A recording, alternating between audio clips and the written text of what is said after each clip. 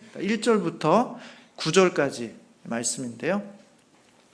우리 한번 한 절씩 교독하도록 하겠습니다. 1절부터 9절인데요. 제가 먼저 봉독합니다. 여호와의 종 모세가 죽은 후에 여호와께서 모세의 수종자 눈의 아들 여호수아에게 말씀하여 이르시되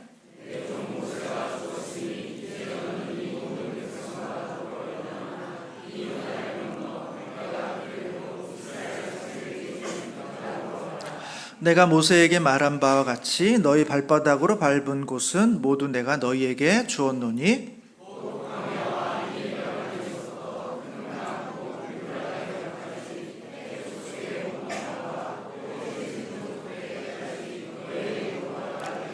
내 평생에 너를 능히 대적할 자가 없으리니 내가 모세와 함께 있었던 것 같이 너와 함께 있을 것임이니라. 내가 너를 떠나지 아니하며 버리지 아니하리니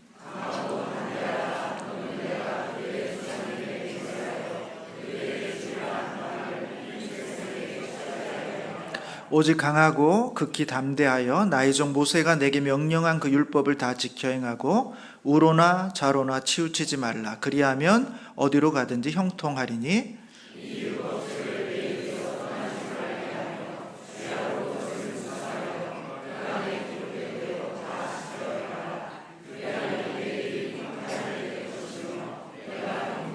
같이 읽습니다. 내가 내게 명령한 것이 아니냐. 강하고 담대하라. 두려워하지 말며 놀라지 말라. 내가 어디로 가든지 내 하나님 여호와가 너와 함께 하느니라 하시니라.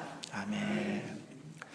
네, 오늘 본문은 이제 모세가 죽었다 하는 이야기로 시작하고 있고, 모세가 죽었기 때문에 모세의 수종자였던 여호수아를 하나님께서 새로운 시대의 지도자로 세우셨다라는 것을 말씀해 주고 있습니다. 그리고 이제 여호수아로 하여금 네가 이제 이스라엘 백성들을 데리고 요단강을 건너서 내가 너희들에게 약속해 준 땅으로 너희가 들어가야 된다라는 명령을 여호수아에게 주고 있는 것으로 오늘 본문이 시작되고 있습니다. 그리고 여호수아에게 세 가지 명령을 오늘 본문은 주고 있습니다. 3절부터 4절까지 보면 내가 밟는 땅, 그 모든 땅을 다 너희에게 주겠다는 것입니다. 내가 너희에게 약속해 준 땅, 네가 들어가서 밟게 되는 그 모든 땅들을 다 너희에게 주겠다 하는 약속을 주십니다. 그리고 이제 5절부터 보시면 모세와 함께 했던 것처럼 내가 너 여호수아와 함께 해주겠다 이렇게 말씀하고 있습니다. 내가 너를 버리지도 않고 내가 너를 떠나지도 않겠다. 내가 모세와 함께 했었던 것처럼 너와 함께 해주겠노라 이렇게 약속해 주고 있습니다. 마지막 세 번째 약속은 모세에게 명령한 율법을 네가 온전히 지키면 내 길이 평탄하게 될 것이고 내가 형통하게 될 것이다 하는 이 세 가지 약속을 오늘 본문은 우리 가운데 또 여호수아에게 주고 있습니다. 아마 이 이야기를 쭉 듣고 나서 여호수아는 아마 큰 격려를 받았을 거라고 생각합니다. 왜냐하면 하나님께서 여호수아에게 세 번이나 5절, 6절에 보시면 강하고 담대하라. 그리고 7절에도 보시면 오직 강하고 극히 담대하여. 그리고 9절에도 보시면 내가 내게 명령한 것이 아니냐. 강하고 담대하라 해서 하나님은 이 여호수아를 격려해 주기 위해서 모세에게 약속했듯이 그 땅을 네가 얻을 것이고 내가 너와 함께 해줄 것이고 네가 그 율법을 지킨다면 네가 평생에 평탄하고 형통하게 될 것이다 라는 말씀을 이 여호수아에게 줌으로써 아마 여호수아로 하여금 이제 막 새로운 지도자가 된 여호수아를 격려해주고 위로해주고 용기를 불어넣어주는 그런 하나님의 말씀이라는 것을 알 수가 있습니다. 동시에 아마 이스라엘 백성들에게는 그와 같은 내용들이 담겨 있을 거예요. 네가 모세에게 순종하고 모세를 따라 여기까지 왔던 것처럼 이제 모세의 뒤를 이어서 내가 여호수아에게 동일한 약속과 동일한 은혜와 동일한 함께 하심을 내가 예비해 놨으니 너희들은 이제 여호수아의 말에 순종하고 따르라 하는 그런 권면의 말씀으로 아마 이스라엘 백성들에게 들렸을 것이다 라고 생각합니다. 용기를 주시는 말씀, 강하고 담대하라. 강하고 담대하라. 저는 이 말씀을 보면서 하나님께서 우리 가운데 강하고 담대하라 이렇게 말씀해 주시는 것이 맞지만 동시에 단순히 강하고 담대한 마음을 갖는 것으로 과연 온전한 것인가? 우리가 위험한 일에, 때로는 어리석은 일에 강하고 담대할 때 그것은 우리에게 위험한 일이 될 수도 있다는 것을 압니다. 그렇다면 주님께서 강하고 극히 담대하라고 할 수 있는, 우리가 강하고 담대할 수 있는 그 믿음의 근거는 바로 어디에 있는가? 바로 강하고 담대할 수 있는 근거가 있다면 우리의 강함과 담대함은 역사로 나타나지만, 만약에 그 근거가 없이 우리가 강하고 근거가 없이 우리가 담대하다면 오히려 그것은 우리에게 위험을 초래할 수도 있다는 것입니다. 오늘 본문은 우리 가운데 왜 여호수아에게 하나님께서 강하고 담대할 수 있도록 하시는지에 대한 그 믿음의 근거 3가지를 얘기해 준다, 이렇게 봅니다. 저는 첫 번째, 우리가 강하고 담대할 수 있는 그 근거가 바로 1절과 2절에 있는 말씀 속에 있다고 봅니다. 제가 다시 한번 읽어드리겠습니다. 여호와의 종 모세가 죽은 후에 여호와께서 모세의 수종자 눈의 아들 여호수아에게 말씀하여 이르시되, 내 종 모세가 죽었으니 이제 너는 이 모든 백성과 더불어 일어나 이 요단을 건너 내가 그들 곧 이스라엘 자손에게 주는 땅으로 가라 하는 것입니다. 첫 번째는 이겁니다. 하나님의 섭리를 믿을 때 우리는 강하고 담대할 수 있다는 것입니다. 하나님의 섭리를 믿을 때 우리는 강하고 담대할 수 있습니다. 여러분, 모세가 죽었다 하는 것으로 시작해요. 1절에도 여호와의 종 모세가 죽은 후에, 2절에도 보면 내 종 모세가 죽었으니, 그러니까 모세가 죽었다는 사건은 엄청나게 큰 사건입니다. 여러분, 모세는 어떤 사람입니까? 그는 태어날 때부터 기적 같은 사람이에요. 다 죽을 수밖에 없는, 남자아이로 태어나면 다 죽을 수밖에 없지만 부모가 용기를 가지고 그 아이를 숨겨서 키웁니다. 더 이상 숨길 수 없을 때 그 부모가 어떻게 합니까? 모세를 물에다 띄우죠. 근데 거기서 건짐을 받아서 삽니다. 어디서 큽니까? 왕궁에서 자라게 되는 거예요. 모세는 그 시작부터, 생명의 시작부터가 하나님의 놀라운 기적과 섭리와 은혜 가운데 있었던 사람이라는 것을 압니다. 모세가 소명을 받을 때도 어떻게 합니까? 떨기나무 아래에서 불타는 것을 보지만 그것이 사라지지 않는 모습을 보면서 그는 하나님의 특별한 부르심을 받습니다. 하나님의 특별한 선지자로서 그는 부르심을 받죠. 모세는 어떤 사람이니까 그 백성을 애굽에서 데리고 나올 때 애굽 왕 바로가 보내주지 않았기 때문에 10가지 재앙을 통해서 그 애굽을 완전히 납작하게 만들고 나서, 그리고 나서야 그들을 데리고 나올 수 있었던 10가지 기적의 중심에 있었던 사람, 그것이 바로 이 모세라는 것입니다. 홍해를 어떻게 했습니까? 그는 지팡이를 향해서 그 홍해를 갈랐고, 그 홍해가 갈라짐으로써 그 많은 백성들이 거기를 통과할 수 있었던 사람. 모세의 지팡이가 아니었다면, 모세의 지도력이 아니었다면 불가능했었을 일들이 그는 있었던 그런 모세라는 것입니다. 애굽의 군대가 멸절됩니다. 광야에 40년을 보낼 때 그들이 무엇을 먹을 수 있습니까?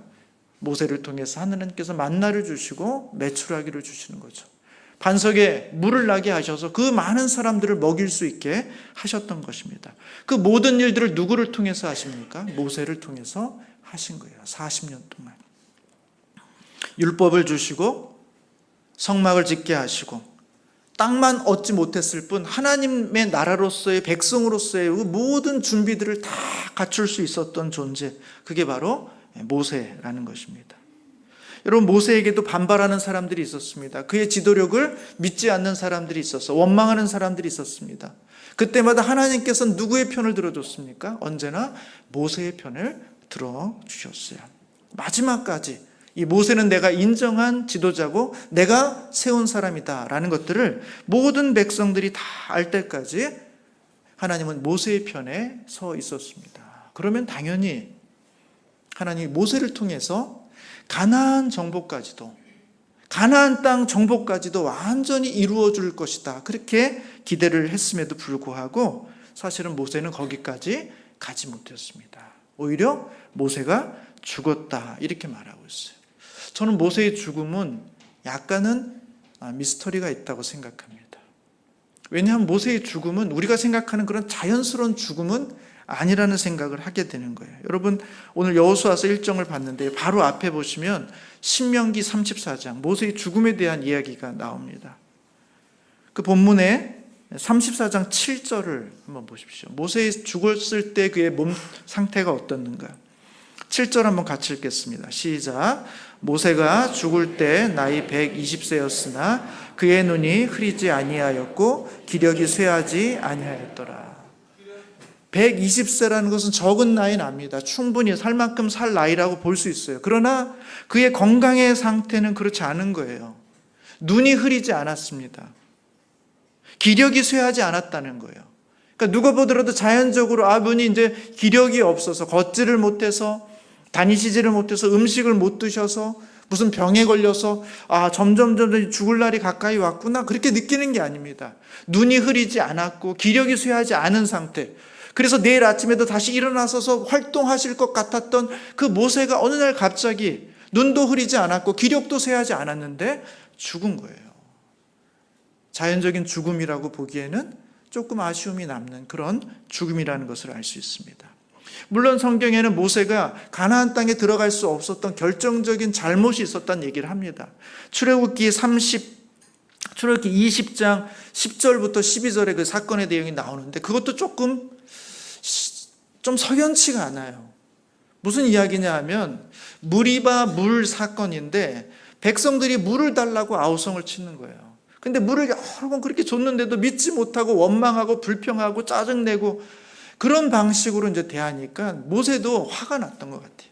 하나님께서 모세에게 반석에게 명해서 물을 내라. 그러니까 말로써 물을 내라. 이렇게 말하면 물이 나올 것이다. 그렇게 말씀했는데도 불구하고 모세가 아마 백성들에게 짜증이 났는지 반석을 향해서 물을 내라. 이렇게 말하지 않고 가지고 있던 지팡이를 2번 반석에다 칩니다. 말도 하기 싫었던 것 같아요. 그러니까 2번 탁 치니까 거기서 물이 나왔어요. 그리고 그 물을 모든 사람들이 다 마셨습니다. 아니 물이 원했고 물을 나왔으니까 됐죠. 그렇게 해서 끝날 수 있는 이야기 같은데 하나님이 보실 때 그것이 마땅치가 않은 거예요.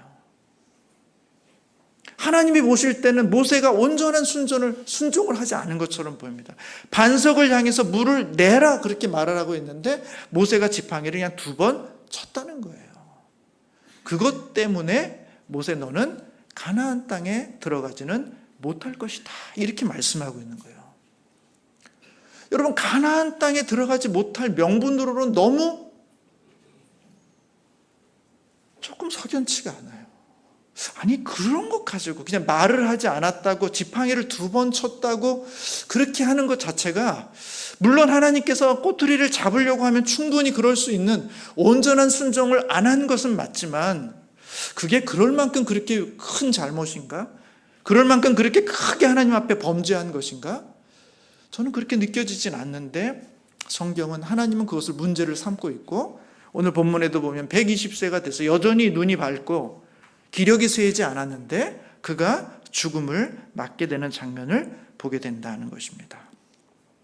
그리고 34장 신명기 34장 4절에도 보면 그것을 아주 선명하게 이야기해 줍니다. 기력이 있을 때도 4절에 보시면 여호와께서 그에게 이르시되 이는 내가 아브라함과 이삭과 야곱에게 맹세하여 그의 후손에게 주리라 한 땅이라. 내가 내 눈으로 보게 하였거니와 너는 그리로 건너가지 못하리라 하시매. 다시 한번 확인시켜줘요. 너는 저리로 못 가. 너 눈이 밝고 기력이 아주 쇠해서 능히 이 백성들을 이끌고 갈 수 있을 것 같지만 너의 한계는 바로 여기까지야. 가나안 땅에는 들어가지 못해. 너는 그들과 함께 건너가지 못할 것이다. 이렇게 말씀해주고 있는 것이죠. 왜 하나님은 모세를 가나안 땅으로 데려가지 않으셨을까? 모세의 위대함, 모세의 대단함을 생각하면 하나님께서 은혜를 조금 더 베풀어 주셔서 가나안 땅까지 딱 들어가게 하시고 정복하게 하시는 것으로서 모세의 인생을 딱 마침표를 딱 져주시면 너무나 완벽한 그림 같은데 하나님 제가 볼 때는 석연치 않은 이유로 오히려 모세로 하여금 가나안 땅에 들어가지 못하도록 하고 있다는 것입니다. 혹 하나님은 일부러 의도적으로 모세를 가나안 땅에 들어가지 못하게 하시는 것은 아닐까 하는 그런 생각을 해보게 된다는 거예요. 그럼 왜 그럴까? 여기서부터는 저의 생각입니다. 성도님들도 들어보시고 그럴듯하면 받으시고 아니면 그냥 하나님이 그렇게 하셨나 보다 생각하시면 돼요. 여러분, 모세는 정말 대단한 사람입니다. 신명기 34장 10절에 보면 이렇게 되어 있어요. 그 후에는 이스라엘에 모세와 같은 선지자가 일어나지 못하였으니 모세는 여호와께서 대면하여 아시던 자라, 이렇게 되어 있습니다. 여러분, 하나님의 얼굴 못 봅니다.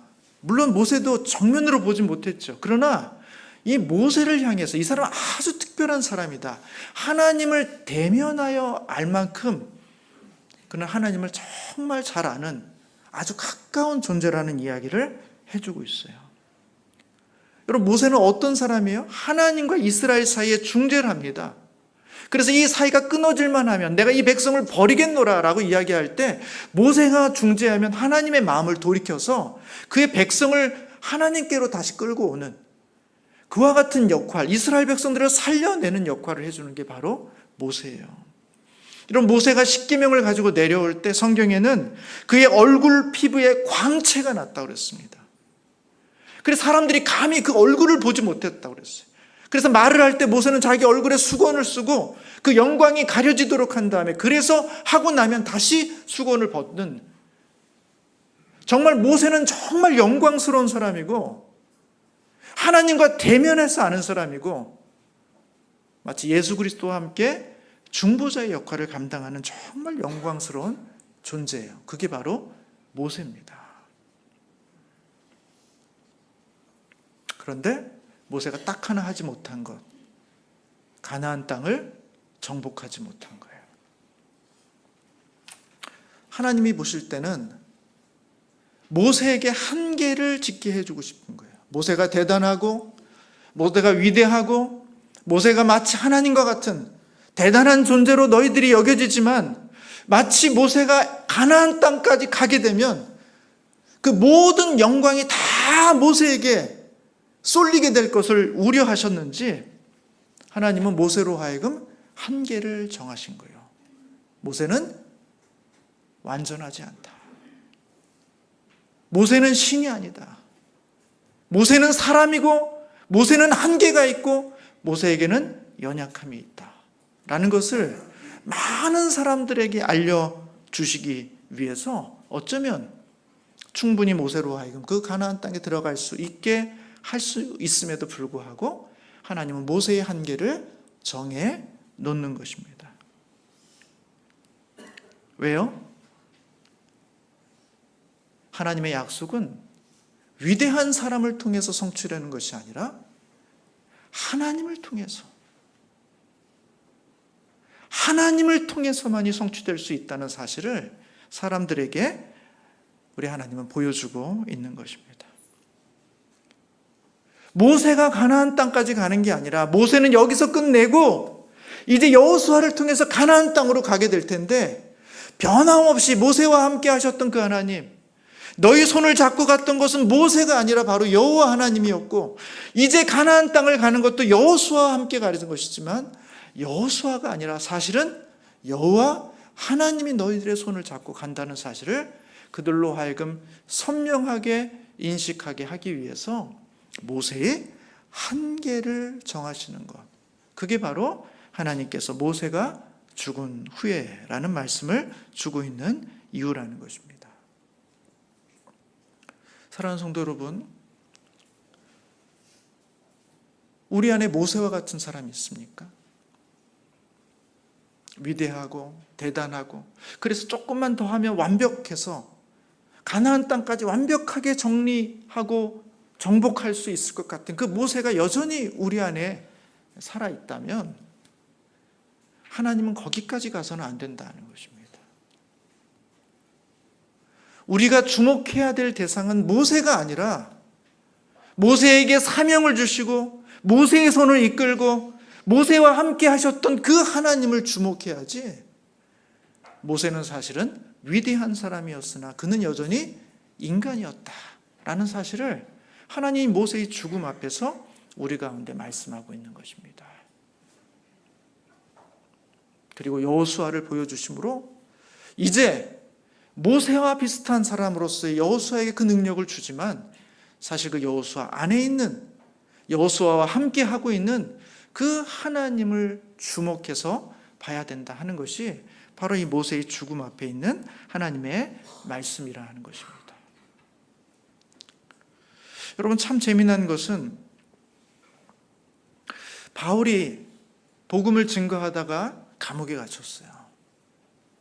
사람들은, 그리고 바울 스스로도 내가 복음을 열심히 증거하고 나만큼 잘 전할 수 있는 사람이 없는데 내가 감옥에 갇혔으니 어떻게 됩니까? 복음이 증가되고 복음이 확장되는 일에 문제가 생겼을 것이라고 생각하기 쉽죠. 우리의 사랑하는 지도자, 복음 전도자인 바울이 감옥에 갇혔으니 아마 온 교회 성도들은 이제 복음을 누가 전하는가? 누가 바울처럼 복음을 전할 수 있고 이제 복음은 위축되는 것이 아닐까 하는 두려움과 염려를 가졌겠죠. 바울 스스로도 내가 감옥에 갇혀 있으니까 누가 나처럼 복음을 전할 수 있을까? 염려했겠죠. 근데 바울이 빌립보 교회의 감옥에 있으면서 빌립보 교회에 보낸 편지를 보면 바울은 감옥에서 깨닫습니다. 내가 감옥에 매여 있지만 하나님의 말씀을 매이지 않았다는 사실을 발견해요. 내가 갇혀 있는다고 해서 복음이 매이는 것이 아니구나. 나를 위해서 기도해 준 사람이 바울이 갇혔으니 위축되는 것이 아니라 오히려 바울과 함께 바울이 하지 못하는 그 일을 우리가 감당해야 되지 않겠나라고는 바울의 제자들이 더 열심으로 복음을 전하는 거예요. 바울을 대적했던 사람들은 어떻게 합니까? 바울이 갇혔으니까 이때 우리의 세력을 확장하기 위해서 우리가 더 열심히 복음을 증거해야 되지 않겠는가? 하고는 바울과 같은 편에 있지 않은 사람들도 열심히 복음을 전하는 거예요. 바울이 깨닫습니다. 나는 감옥에 갇혀 있지만, 그래서 하나님의 말씀에 매여 있는 것 같고 복음이 확장되지 못하는 것 같지만 하나님의 일은 우리의 생각을 넘어서 어떤 사람들은 더 열심히, 어떤 사람들은 시기하는 마음으로 더 열심히 그렇게 하나님의 복음이 확장되고 있다는 사실을 바울은 깨닫게 되는 것입니다. 그래서 그 빌립보 교회를 향해서 두려워하거나 염려하지 말아라. 내가 감옥에 갇혔다고 하도, 내가 죽더라도 하나님의 복음은 온전히 증거될 수 있기 때문에 두려워하거나 염려하지 말라, 이렇게 말하고 있는 것입니다. 디모데후서 2장 9절에도 하나님의 말씀은 매이지 않았다는 것입니다. 여러분, 모세가 죽었다는 거 얼마나 큰 절망입니까? 얼마나 큰 좌절이에요.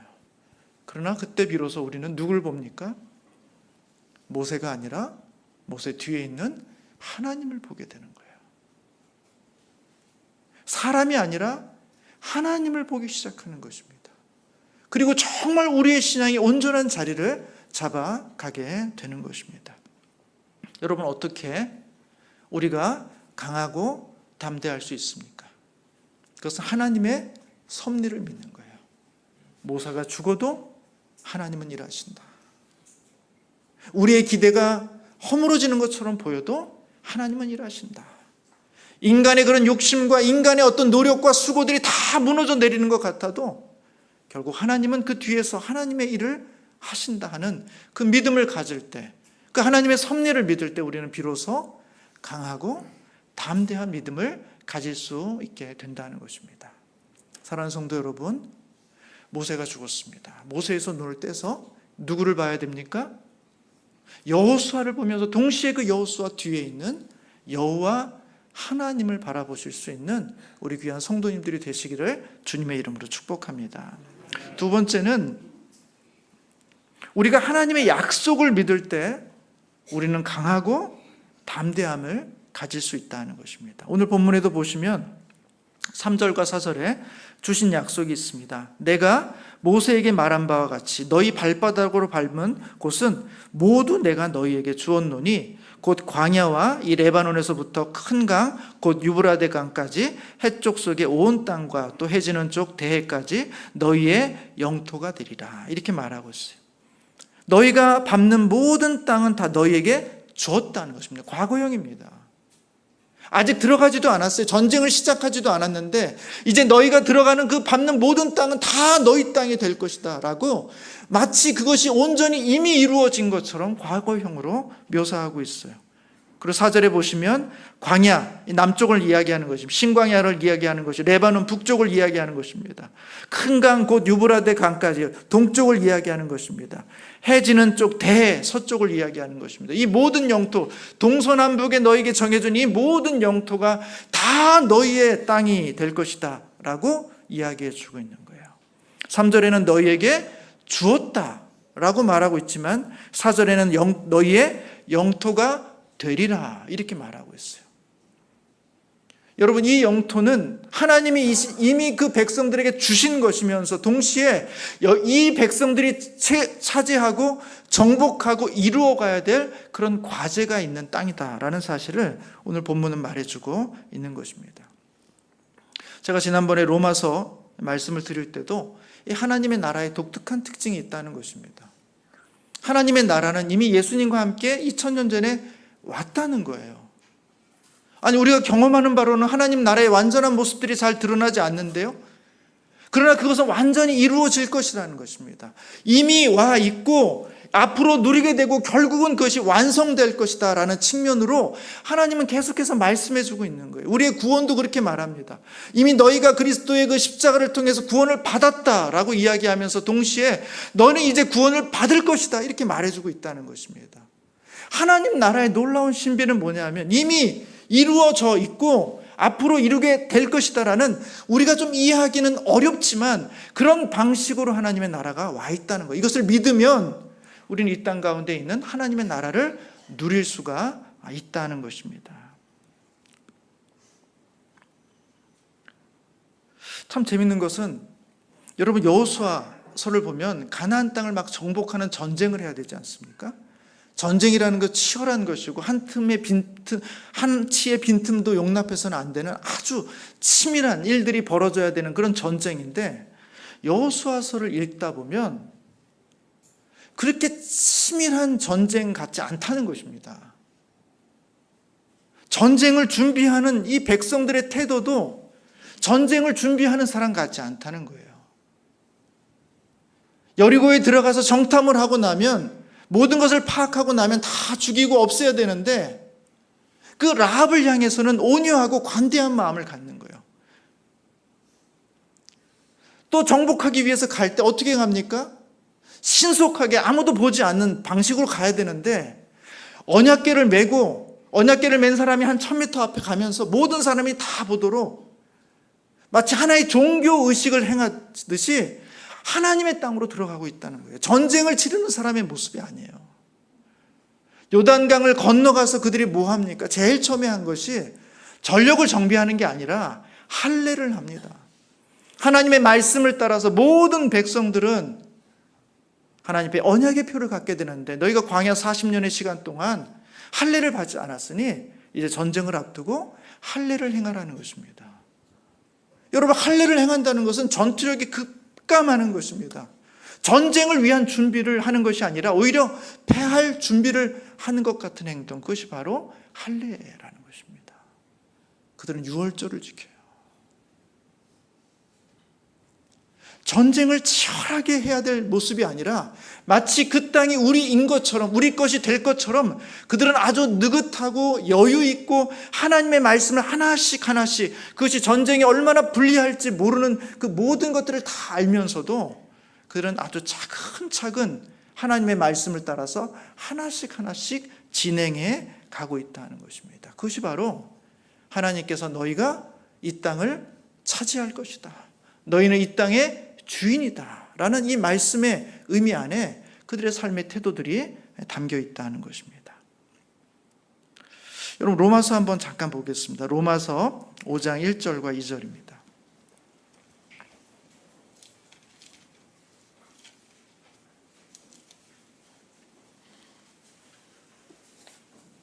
로마서 5장 1절과 2절 한번 같이 읽어보도록 하겠습니다. 시작. 그러므로 우리가 믿음으로 의롭다 하심을 받았으니 우리 주 예수 그리스도로 말미암아 하나님과 화평을 누리자. 또한 그로 말미암아 우리가 믿음으로 서 있는 이 은혜에 들어감을 얻었으며 하나님의 영광을 바라고 즐거워하느니라. 우리가 믿음으로 의롭다함을 받았으니까, 이제 하나님의 자녀가 됐으니까, 하나님의 의로움의 인정을 받았으니까 이제 우리에게 남겨진 과업은 뭡니까? 하나님과 화평을 누리는 것입니다. 하나님의 영광을 바라고 즐거워하는 것입니다. 이것이 바로 구원 안에 담겨져 있는 하나님의 방식이라는 거예요. 제가 전에 한번 말씀드린 것 같습니다만, 제가 여기 부천에 살다가 3번으로 이사 오면서 저희가 샀던 새로 산 가구가 있습니다. 그 가구는 식탁이에요. 식탁. 조금 괜찮은, 좀 비싼, 가격이 좀 있는 그런 6인용 식탁을 저희가 샀습니다. 근데 한 번에 지불하기에는 조금 너무 가격이 세서 저희들이 이제 6개월 할부로 그 식탁을 샀어요. 카드 결제를 하니까 얼마 있지 않아서 그 이제 식탁이 저희 집으로 이렇게 딱 왔습니다. 아직 돈 내지 않았어요. 카드 결제되지 않았습니다. 식탁이 왔어요. 여러분, 그 식탁이 오는 날로부터 저는 마치 그 식탁의 온전한 주인인 것처럼 그 식탁에서 밥도 먹고 책도 보고 쉬기도 하고 음악도 듣고 때로는 영화를 보기도 하고 첫 달 할부금을 냈습니다. 그 식탁을 6분의 1로 나눠가지고 6분의 1만 제가 쓴 게 아니에요. 아직 돈을 다 지불한 건 아닌데 이미 그 식탁을 결제한 이후로 저는 식탁 전체를 할부금을 다 갚기도 전에 이미 충분히 다 쓰고 있었다는 것입니다. 마치 하나님이 우리에게 주신 은혜와 구원과 생명이 바로 그와 같다는 거예요. 아직 완전한 모든 것이 다 결제가 끝난 것은 아니지만 그 결제를 시작하신 분이 이미 그것을 온전히 갚아주시고 마지막까지 그 결제가 온전히 끝날 때까지 완전하게 그 모든 것들을 다 처리해 주셨기 때문에 우리는 어떻게 합니까? 하나님이 우리 가운데 주신 구원과 그 은혜를 누리는 것이다 라는 것이죠. 그것이 바로 성경이 우리 가운데 말하고 있는 복음이라는 것입니다. 하나님은 우리에게 오늘 여호수아에게 보장해 주고 있는 것처럼 땅을 주시지는 않아요. 우린 땅을 주시면 좀 좋을 것 같은데 하나님은 우리에게 이렇게 땅을 주신다는 약속은 별로 없습니다. 하나님이 우리에게 주신 것은 뭡니까? 영적인 기업입니다. 하나님의 자녀로서 누리게 되는 영적인 기업이에요. 저는 우리 성도님이 세 가지를 좀 기억하시면 좋겠어요. 하나님이 이미 우리 가운데 보장해 주고 있는 영적인 기업 세 가지.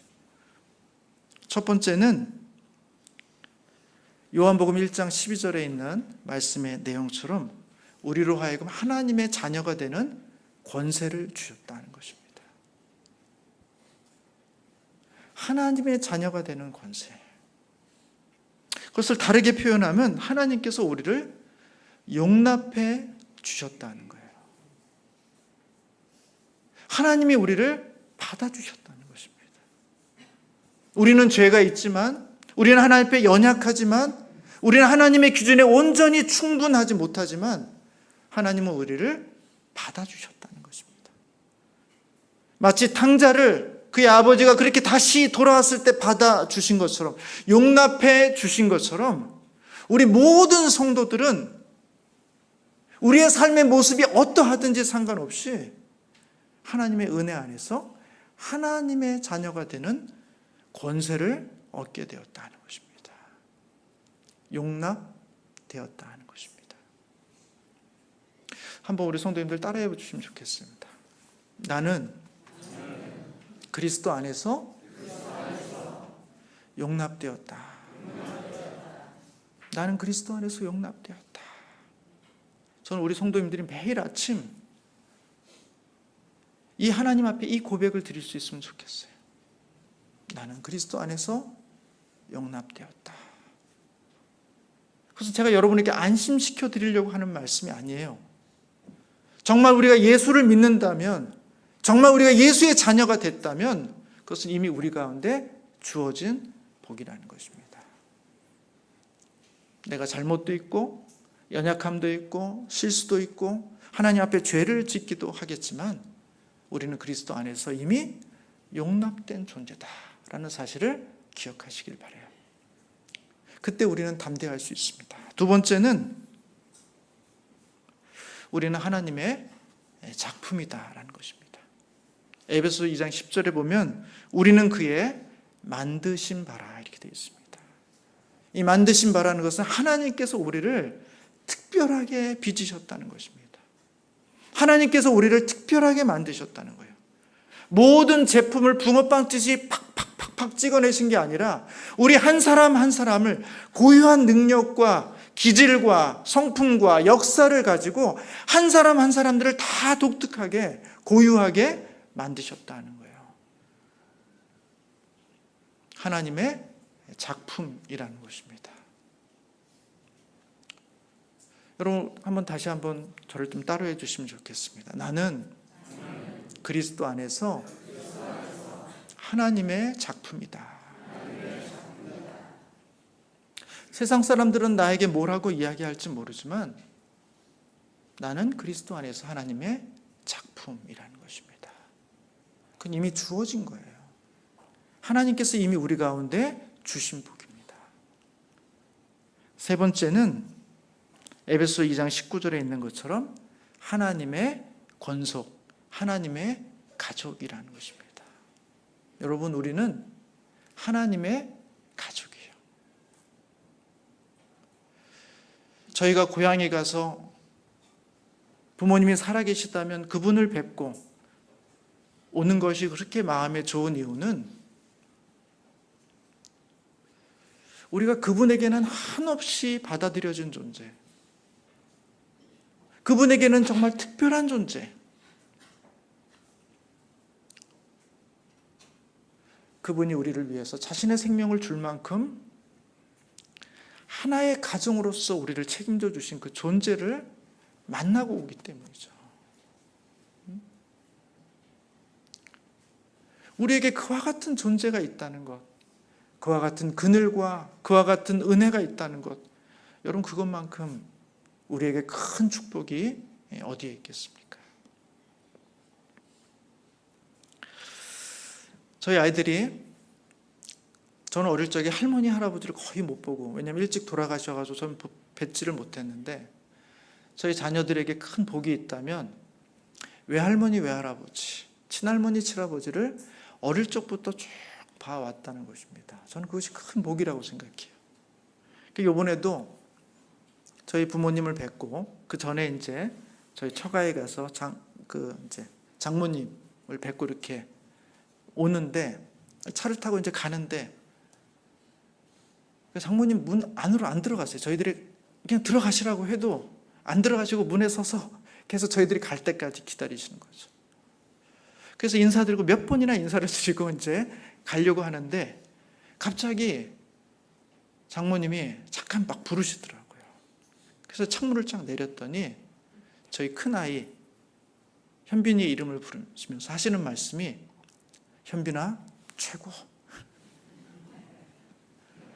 딱 그거 한마디 하고 저는 무슨 특별한 하실 말씀이 있는 줄 알았어요. 넌 최고야. 넌 나의 기쁨이야.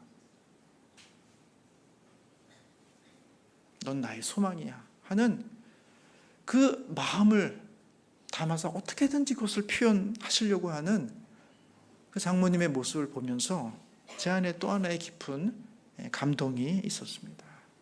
하나님이 우리 가운데 주시고 있는 약속이 그거예요. 나는 너를 언제든지 용납한다는 거예요.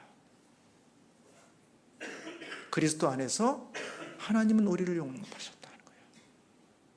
그리스도 안에서 우리는 한 사람 한 사람이 고유하고 아주 특별한 존재로 그렇게 하나님 앞에 서 있다라는 사실들을 기억하길 원하시는 거예요.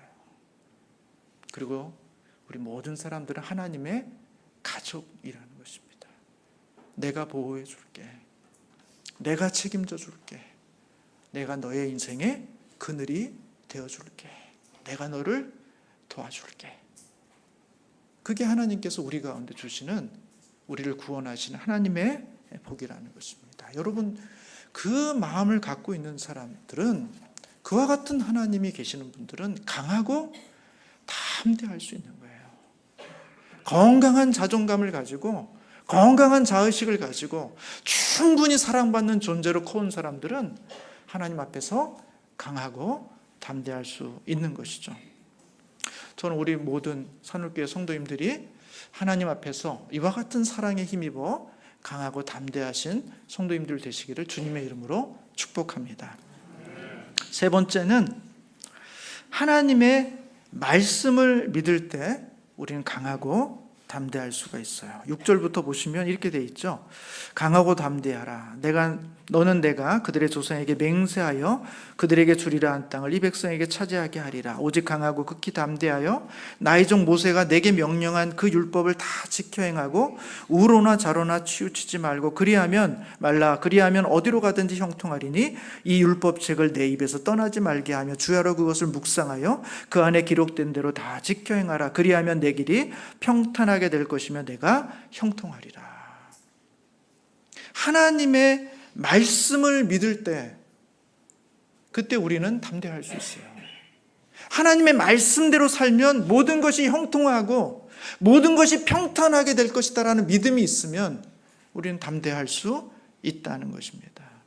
나의 종 모세가 너에게 명령한 그 율법을 다 지켜 행하라는 것입니다. 그래서 이들은 뭘 합니까?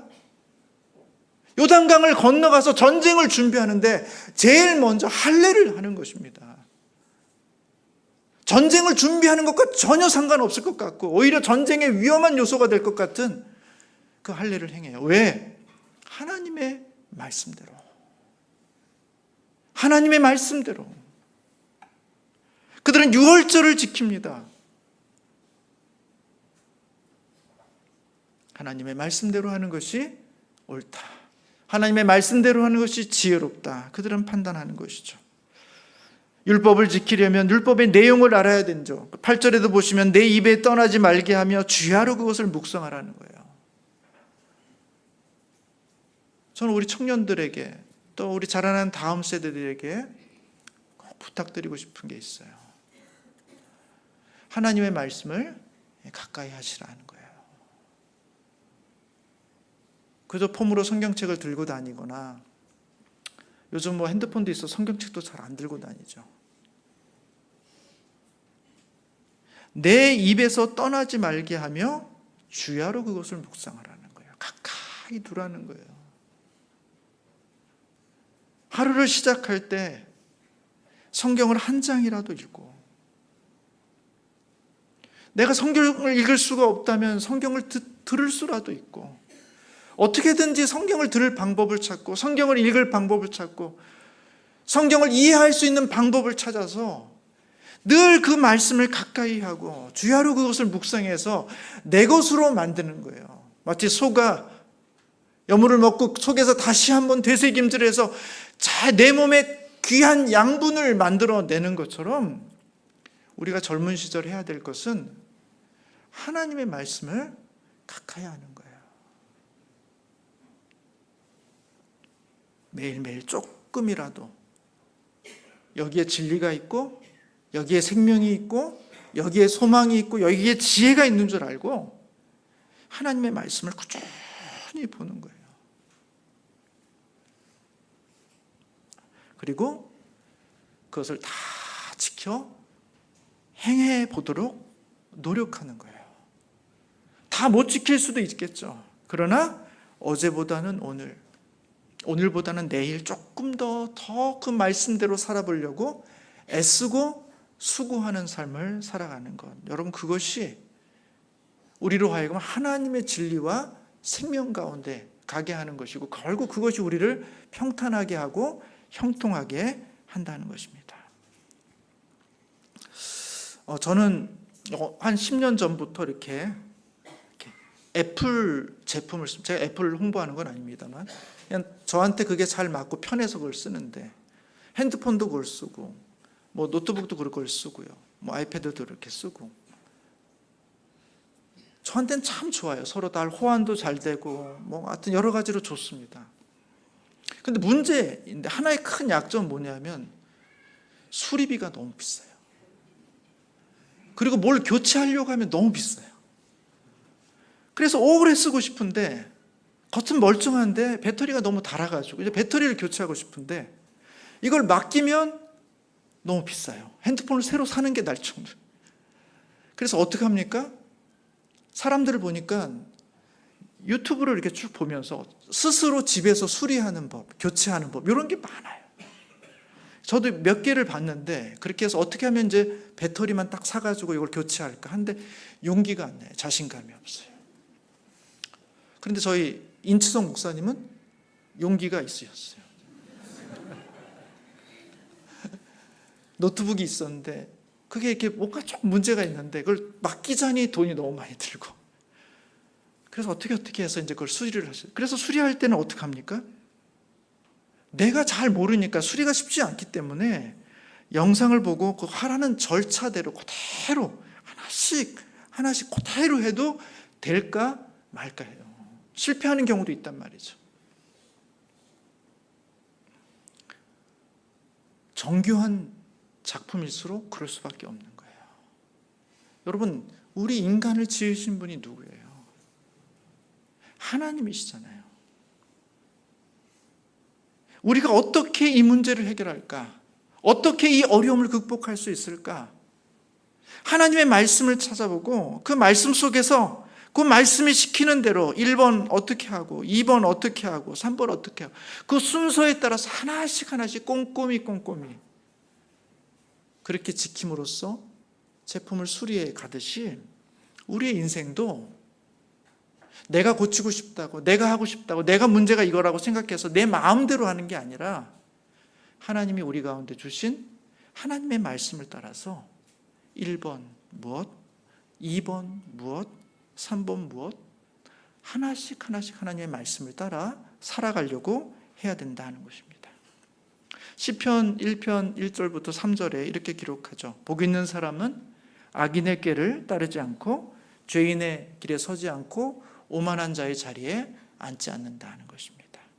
여호와의 율법을 즐거워하고 주야로 그것을 묵상한다 이렇게 말합니다. 마치 시냇가에 심은 나무가 철을 따라 열매를 맺고 그 잎사귀가 마르지 아니함 같이 그가 하는 모든 일이 다 형통하게 된다는 거예요. 어떻게 살아갈 때 마치 나무가 시냇가 옆에 딱 뿌리를 내려서 그 시냇가의 물로 양분을 쫙 빨아 올리는 것처럼 말씀 옆에 우리의 삶을 딱 두어서 우리의 삶 가운데 말씀을 딱 두어서 언제든지 이 말씀 속에서 우리의 삶의 원리와 우리 문제의 원리와 우리 아픔의 원리가 무엇인지를 잘 찾아서 그 안에서 주고 있는 말씀의 양분을 가지고 우리가 살아가려고 하면 거기에 열매가 있고 풍성함이 있고 모든 일이 형통케 되는 은혜가 있다 이렇게 말하고 있는 것입니다. 여러분 이게 쉬운 일이 아니죠. 그래서 성경은 말합니다. 우로나 좌로나 치우치지 말라는 거예요. 우리가 하나님의 말씀대로 꾸준히 가도록 사단과 마귀가 우리를 그대로 두지 않습니다. 어떻게든지 장애물을 둬서 우리로 하여금 비껴가도록 어떻게든지 우리에게 유혹을 해서 그 길로 다른 길로 가도록 끊임없이 우리를 넘어뜨리려고 하는 것이 바로 사단과 마귀의 계기예요. 그래서 여호수아서에서는 말하고 있는 것이죠. 율법을 지키되 좌로나 우로나 치우치지 아니하도록 하라는 것입니다. 9절에도 보시면 내가 내게 명령한 것이 아니냐 강하고 담대하랴 두려워하지 말고 놀라지 말라. 그 말씀대로 살아가려고 하면 두려운 일도 많고 놀랄 일도 많다라는 것입니다. 그러나 너희는 마음을 강하고 담대히 하라는 거예요. 이 말씀을 붙잡는 것, 이 말씀을 따라 살아가는 것이 그것이 진리고 지혜고 마지막에 형통케 되는 유일한 길이라는 사실을 붙잡고 흔들리지 말고 하나님의 말씀을 따라 살아가라 이렇게 말하고 있는 것입니다. 세 가지 말씀을 드렸어요. 어떻게 우리는 강하고 담대할 수 있는가? 첫 번째는 하나님의 섭리를 믿는 것입니다. 그리고 두 번째는 하나님의 약속을 믿는 것입니다. 그리고 마지막 세 번째는 하나님이 우리의 삶에 지혜를 주고 있는 하나님의 말씀을 따라 살 때 우리는 강하고 담대할 수 있다는 것이죠. 마지막 9절에 보시면 이렇게 하나님께서 여호수아에게 말하고 있습니다. 내가 내게 명령한 것이 아니냐. 강하고 담대하라. 두려워하지 말며 놀라지 말라. 내가 어디로 가든지 내 하나님 여호와가 너와 함께 하느니라. 이 말씀 보면서 큰 위로를 받았어요. 그 전까지는 우리가 하나님의 말씀을 따라가는, 하나님을 쫓아가는 삶이었는데, 그래서 버겁고 힘들었지만 그 삶을 살기 위해서 애를 쓰고 있는 것인데, 그 삶을 살다 보면 어떤 결과가 이르게 되냐면, 내가 어디로 가든지 내 하나님 여호와가 너와 함께 하느니라. 우리가 하나님을 부지런히 쫓아가면 어느 순간 우리가 하나님을 쫓아가고 있는 게 아니라 우리가 가는 그 길에 우리 하나님이 함께 해주시는 은혜가 있게 된다는 것입니다. 사랑하는 성도 여러분, 우리가 하나님의 말씀을 쫓아 하나님을 따라가기 시작하면 하나님은 어느덧 우리가 어디를 가든지 내가 너와 함께 하겠노라. 내가 너희 길을 인도하고 내가 너희의 장애물들을 제거해주고 내가 너희들의 유혹을 이길 수 있는 믿음을 주고 그래서 너희 길을 평탄하게 하고 형통하게 만드는 그런 놀라운 일들을 하게 할 것이다 하는 약속을 우리 가운데 주고 있다는 것입니다. 이 은혜, 내가 하나님을 쫓는 것 같지만 하나님이 우리와 함께 해주시는 그 은혜로 인해서 하나님 앞에서 강하고 담대한 믿음으로 살아가시는 우리 성도님들 되시기를 주님의 이름으로 축복합니다. 기도하겠습니다.